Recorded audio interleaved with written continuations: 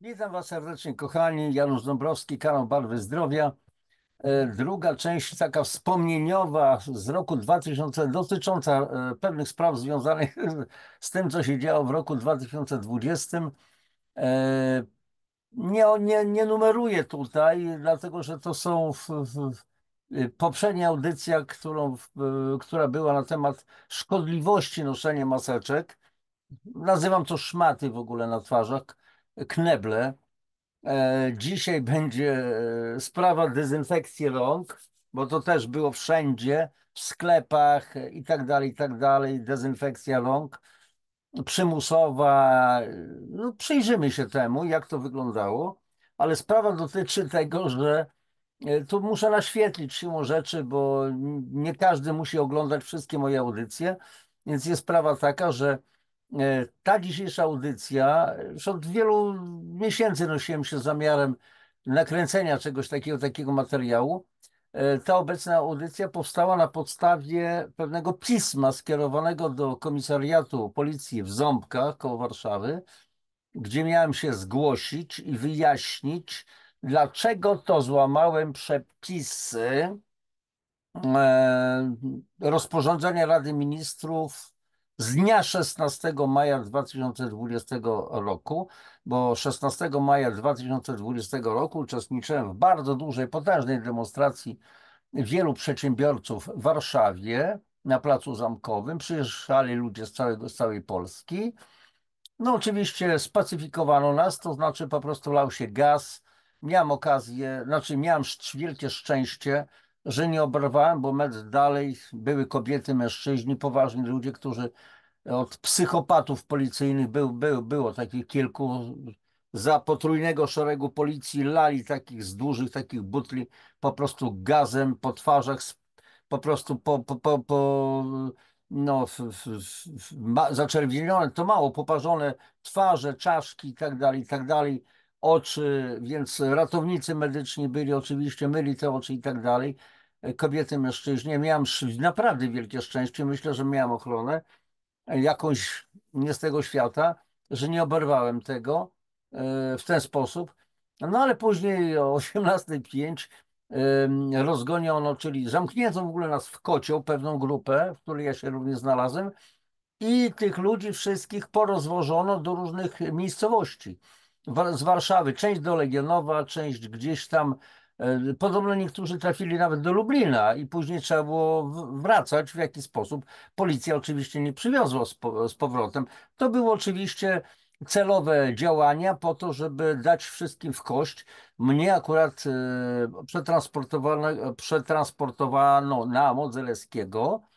I posłuchajcie, potraktowano mnie jak VIP-a, VIP, very important person, bardzo ważna osobistość. Dlaczego? Dlatego, że praktycznie wielu ludzi pakowano po kilkanaście osób do suk, a mnie zawieziono na tylnym siedzeniu. Oczywiście klamki, znaczy te drzwi były zamknięte i zawieziono na komendę przepraszam, Malczewskiego, nie Modzelewskiego, Malczewskiego. Zrobiłem błąd w poprzedniej audycji, Malczewskiego. No, o 18:05 mnie wzięto. Jak później napisał policjant w protokole, zastosował chwyty transportowe, a ten chwyt transportowy polegał na tym, że wziął mnie dosłownie za kciuk. Nie wiem dlaczego. Musiał mieć jakiś kontakt cielesny, ale wziął mnie za kciuk. Nie wiem czemu nie wziął mnie gdzieś tam za ramię, bo chwyt transportowy to był, prowadził mnie przepraszam, nie za kciuk, za mały palec. Natomiast jeżeli chodzi o chwyty transportowe, no akurat ja znam takie chwyty transportowe, więc ja wiem, potrafię to zrobić i wiem, jak się to stosuje. No to jest, potrafi być bardzo brutalna metoda, się wykręca ręce tutaj za włosy, żeby ktoś nie zrobił przewrotu albo wbija mu się palce w oczy. Przepraszam za takie dygresje bardzo mocne, brutalne. A to są chwyty transportowe, a nie jakieś po prostu inne i sprawa załatwiona. No i w każdym razie dopiero o pierwsze 20 mnie zwolniono. 17 osób tam się znalazło zatrzymanych. Najpierw strzałów w głowę takim specjalnym termometrem, czyli małym podwyższonej temperatury. To było zaskoczenie, a nawet nie zdążyłem zareagować, bo inaczej nie dałbym sobie tego zrobić. Badanie alkomatem, takie inne historie. Długo przesłuchiwano, no, tam były różne cyrki, bo na początku spisywano w ogóle protokół i każdy z jakieś tam zeznania, dlaczego się tam znalazł. Więc ja byłem dość twardy. Nie lubiłem rozmawiać, no ale w każdym razie później, znaczy mój policjant wpisał po prostu, że znalazłem się tam i tam, złamałem prawo i tak dalej, mniejsza z tym. Później nagle wpada policjant, mówi tym wszystkim chłopakom, którzy spisywali zeznania, bo to musiał być 1 na 1 w zasadzie, 17 policjantów, 17 zatrzymanych, to jest dopiero paranoja. Przyniósł im, kazał im oddać te protokoły, kazał porwać w ogóle i zabrał te resztki. I później przyniósł im małe karteczki ze ściągami. Ja od razu powiem, ukradłem, gdzieś je mam u siebie jeszcze. Taka mała ściąga, co to oznacza, że i wszystkim wpisano ten sam tekst. Zgodnie z rozporządzeniem numer 840, chyba 8, jak dobrze pamiętam, z dnia 16 maja, a mieliśmy zezwolenie na organizatorzy na zrobienie demonstracji. Więc ja mówiłem, dlaczego nas zatrzymaliście? Bo jest rozporządzenie. Jakie rozporządzenie? Mówię, nie było żadnego rozporządzenia, a dzisiaj się okazało. Mm, I nawet nie rano, tylko w godzinach popołudniowych, kiedy już nas wówczas zatrzymywano. Więc tak wiecie, e, celowe w ogóle działanie, ale mniejsza z tym. No i w każdym razie, słuchajcie, e, w nocy wypuszczono, dobrze. Jeszcze pojechałem do Legionowa z Warszawy, bo tam dostałem telefon, bo tam moją cioteczkę, akurat ciotkę moją, która była ciekawa, jak to się odbywa, zawieziono i tam akurat byli jacyś ludzie, chyba z Zawiercia, jacyś przedsiębiorcy. Zapytała, czy ja mogę ich tam podwieźć gdzieś do rodziny w Warszawie. Ja mówię, oczywiste, jeden drugiemu musi pomagać. No i mniejsza z tym, w każdym razie była cicho aż dopiero w grudniu policja z Ząbek kazała mi się zameldować, żeby wyjaśnić to wszystko, więc ja mówię, o nie, tak łatwo wam chłopaki nie będzie. No i napisałem im obszerne wyjaśnienie na kilkanaście stron i tutaj, kochani, udostępnię wam ekran i pokażę, co między innymi też napisałem. W poprzedniej audycji w szmatkach to pokazywałem wam to, a więc ja jestem dwojga imion i tak dalej, a więc sprawa Kazimierz Janusz Dąbrowski, podejrzany, tam drugi raz nie będę tego czytał i tak dalej, i tak dalej. Kompletnie nie przyznam się do winy i takie tam bzdury, bzdety i tak dalej.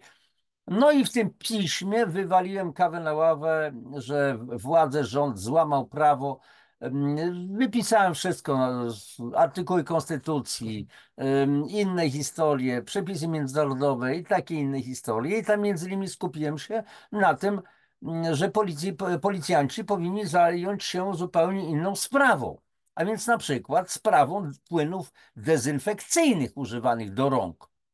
A o szmatach jeszcze będę mówił, bo raz, że szmaty na twarzach powodowały bardzo poważne skutki i jeżeli chodzi o nasze zdrowie, mam na myśli poważne, zwłaszcza dla tych osób, które miały problemy z oddychaniem, na przykład astmatycy, to oni musieli mieć ewentualnie pismo od lekarza, które można było pokazać policjantom. A dlaczego ktoś miałby pokazywać? Jest RODO, było RODO, a oprócz tego policjant nie musi wiedzieć, że ktoś się schoruje na astmę czy coś w tym rodzaju, ale to mniejsza z tym.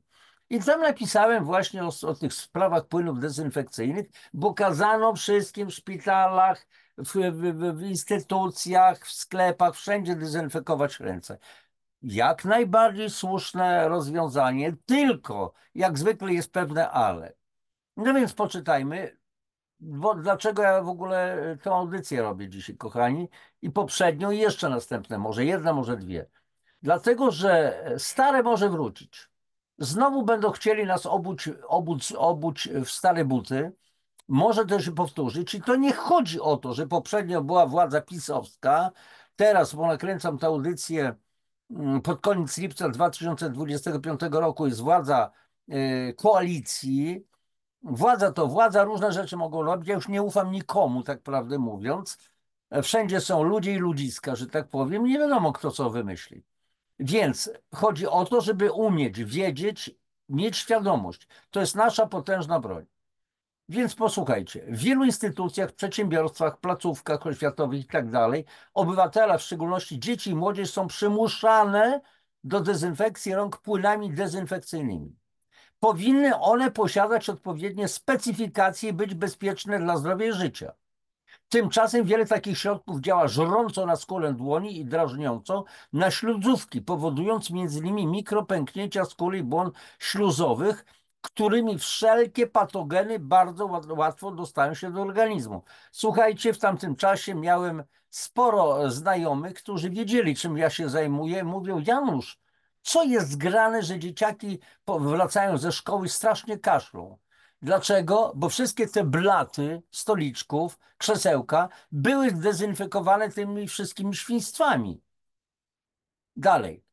Należy mieć na uwadze, że skóra i błony śluzowe są pierwszą linią obrony organizmu, stanowiąc podstawowy element układu odpornościowego. To jest tak jak płot w domu, jak drzwi w domu. Stosowanie niewłaściwych środków dezynfekcyjnych uniemożliwia skuteczną obronę organizmu.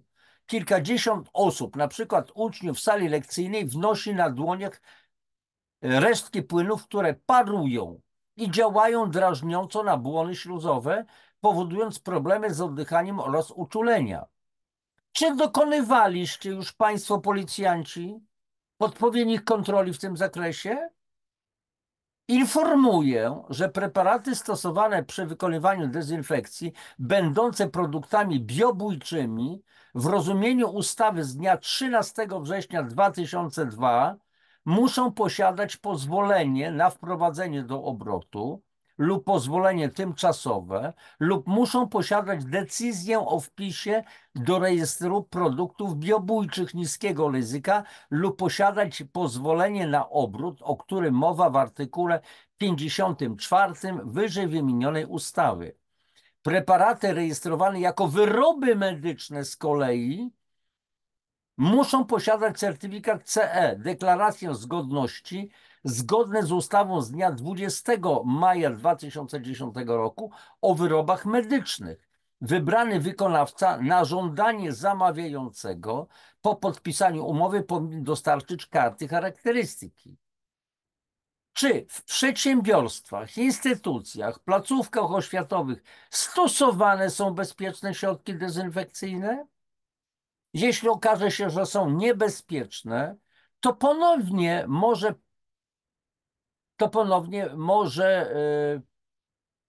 przepraszam, to był akurat tutaj, taki był brudnopis wstępny, to ponownie może ten wytwórca zostać oskarżony z artykułu 160 paragraf 1, kto naraża człowieka na bezpośrednie niebezpieczeństwo utraty życia albo ciężkiego uszczerbku na zdrowie, podlega karze pozbawienia wolności do lat 3. Kogo macie w związku z tym ścigać, szanowni państwo policjanci?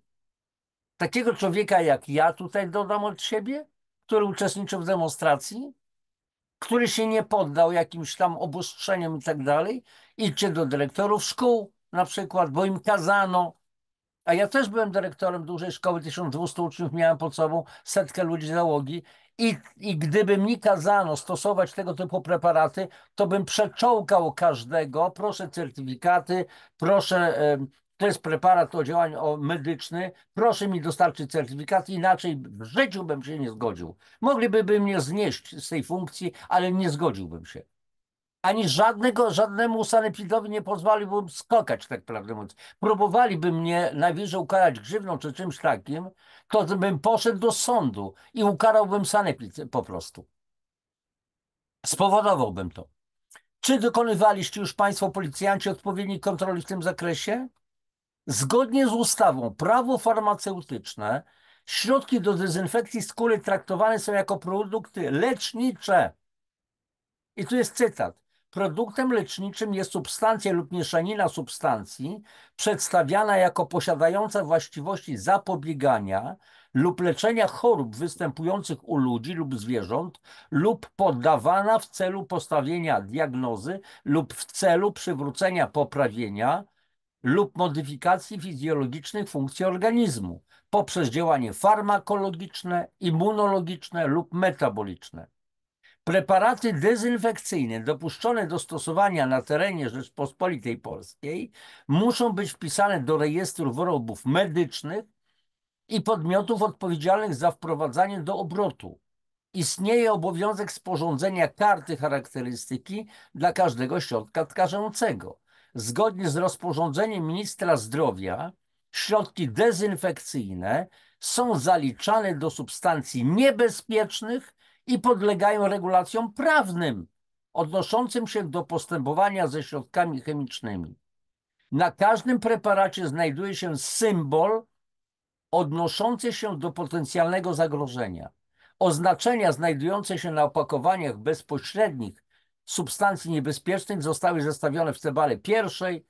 Tam ja podałem jeszcze załączniki. Skuteczność działania potwierdzana jest w Polsce przez Państwowy Zakład Higieny. Zbyt długie stosowanie tego samego preparatu odkażającego może w konsekwencji prowadzić do wzrostu odporności drobnoustrojów. Środki dezynfekcyjne w zakładach pracy powinny być zatem zmieniane co jakiś czas, a zmiana powinna dotyczyć przede wszystkim substancji aktywnych. I teraz pytanie, czy wprowadzane produkty do dezynfekcji dłoni spełniają te wymogi? Kochani, to było 5 lat temu, 2020 rok, grudzień. Ja pisałem spełniają, bo to był na tamten czas, ale czy dzisiejsze środki również spędzają? Jeszcze raz przypomnę, jeżeli na przykład stosuje się środki na bazie alkoholi, które wysuszają dłonie, ręce i są powodowane mikropęknięcia, to tymi mikropęknięciami wirusy bardzo łatwo wnikają. Bo wirusy mogą wnikać poprzez oczy, poprzez uszy, poprzez nos, śluzówki, poprzez usta, poprzez drobne skaleczenia, drobne pory, drobne pęknięcia. Więc czemu miało to służyć? Pic na wodę, przepraszam. Czasami się posługuję, przepraszam, takimi, no nie może niewłaściwymi słowami, ale kochani, to był pic na wodę. Jedno wielkie oszustwo. Orlen zaczął nagle produkować płyny odkażające. Bo co? Bo dostał zlecenie od państwa. Maseczki antonowe zostały przesłane z Chin. Żebyście wiedzieli, w jakich warunkach były te maseczki szyte. Z jakichś szmat. Byle jaka szmata. Byle była niebieska. Żadnych certyfikatów, nic. Słuchajcie, nie chcę się wywnętrzać, bo wy to znacie. Widzieliście, pamiętacie, wiecie o co chodzi. Po iluś tam latach zaczęły wychodzić różne kwiatki i my to wszystko wiemy. Ja tylko gwoli takiego jeszcze uzmysłowienia to mówię. Oszustwo na oszustwie. Respiratory, które rozrywały płuca. Zbrodnia. Nadmiar śmierci. Ile ponad 200 chyba tysięcy ludzi nadmiarowo umarło w czasie COVID-u. Wszystkie umierały na COVID. Mój wujek wówczas również odszedł, brat mojej mamy. Na zawał serca, miał chyba 95 lat. Zawał serca zmarł. Co zapisano? COVID. Bo ktoś dostał za to kasę i w odpowiednich warunkach. Pochowano go oczywiście nagiego w worku i tak dalej, i tak dalej. Nic się nie stało. W wielu rodzinach takie były przypadki po prostu. To było jedno wielkie oszustwo. Jedno wielkie oszustwo. No i kochani, właśnie tego typu list, fragment tego całego potężnego listu kilkunastostronicowego, chyba z 15 stron napisałem do tych policjantów, mieli chłopaki z robotę. Mam nadzieję, że przeczytali. I na koniec podsumowanie. A więc w Polsce w dniu 16 maja 2020 nie było ustanowionego na drodze ustawy obowiązku zasłaniania ust i nosa oraz nakazu innych zachowań. Dlatego się nie przyznałem do żadnej winy i tak dalej, i tak dalej.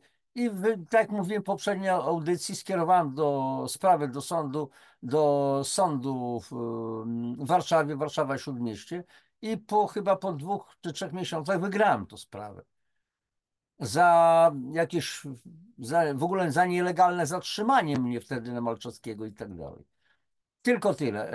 Kochani, pod audycją będą linki jeszcze, między innymi właśnie tutaj, wszystko, co musisz wiedzieć o płynach do dezynfekcji rąk, a przy okazji słuchajcie, jakie bzdury się pojawiały, jakie różne interpretacje, ale o tym opowiemy sobie w następnej audycji dotyczącej tego, a co robiono ze szmatami zużytymi. Zatrzymuję już udostępnienie. Kochani, mam nadzieję, że to też rozświetliło Wam pewne sprawy. Jeszcze raz powtarzam, bo historia kołem się toczy i czasami zakreśla takie koło i wraca. I co? I chcemy to znowu tej samej powtórki? Znowu będziemy mieli niewiedzę? Znowu będą nam coś kazać, jakieś bzdury? W tym momencie ja każdemu powiem, proszę bardzo, proszę mi dawać certyfikat. Jak będę wiedział, ten płyn się kompletnie nie nadaje i będę wiedział, gdzie donieść. Zostanę tak zwanym sygnalistą i będę męczył tych wszystkich łotrów i tak dalej, zgodnie z prawem, bez żadnej litości. Jak oni nie mają dla nas litości, zrozumienia, to dlaczego my mamy mieć? No, kochani, ja nauczyłem się w życiu jednej rzeczy. Z bandytą rozmawia się językiem bandyty. Proste, naprawdę. Nie mówię o jakiejś o jakiejś teorii, tylko w praktyce, bo miałem pewne takie dość nieprzyjemne różne spotkania w życiu. No trzeba było sobie umieć radzić. Jak mówiłem grzecznie, w ogóle ładnie, z szacunkiem, to gość mnie nie szanował. Jak zacząłem rozmawiać z nim jego językiem, jeszcze bez użycia kończyn, rzecz jasna, oto się zmienił. O, no to panie kierowniku, pełny szacun, rozumiem i tak dalej. Rozumiecie, o co chodzi. No ale to trzeba było po prostu opanować pewne rzeczy, siebie przede wszystkim, ewentualnie swój strach i tak dalej i nie dać sobie w kaszę dmuchać. Nikomu nie dajmy sobie w kaszę dmuchać, absolutnie. Dlatego powtarzam, są zakusy ciągle na naszą wolność. To nie jest Polska tylko, to jest w ogóle świat na całym świecie, przecież to jest elity światowe, elity, dno nie elity usiłują rządzić. Jest depopulacja, to nie jest teoria spiskowa kompletnie. Dla niektórych mogę być foliarzem, szurem i tak dalej, tylko wiele razy powtarzam, możecie mnie tak nazywać, tylko niech was ręka boska broni, łotry, żebyście nazwali mnie płaskoziemcem, bo płaskoziemcem się nie czuję. No. Ja oczywiście, kochani, nie mówię do was, tylko do tych łotrów, którzy usiłują nas obrzucać różnymi, tam przyklejać nam etykietki. Niech sobie przyklejają, jeżeli im to sprawia przyjemność albo, nie wiem, satysfakcję jakąkolwiek. Kochani, tyle na dzisiaj. Życzę wam jak zwykle wszystkiego dobrego. Bądźmy mądrzy, bądźmy rozsądni, bądźmy roztropni, ale też bądźmy odważni. Nie ma co chować głowy w piasek.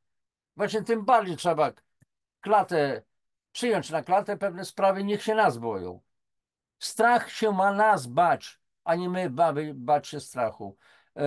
Proszę o lajki, proszę o subskrypcje, proszę o komentarze. Dzielcie się tymi linkami gdzieś tam na social media. Wstawiajcie swoje TikToka, Facebook i tak dalej, i tak dalej. Niech to się rozszerza. Wiedza to jest potęga, kochani. Wiedza daje wiary. Wiara z kolei dodaje jeszcze naszej po prostu pewności siebie. I sprawa załatwiona. Jeśli nie my, to kto? Jeśli nie teraz, to kiedy? Cześć, trzymajcie się, papatki.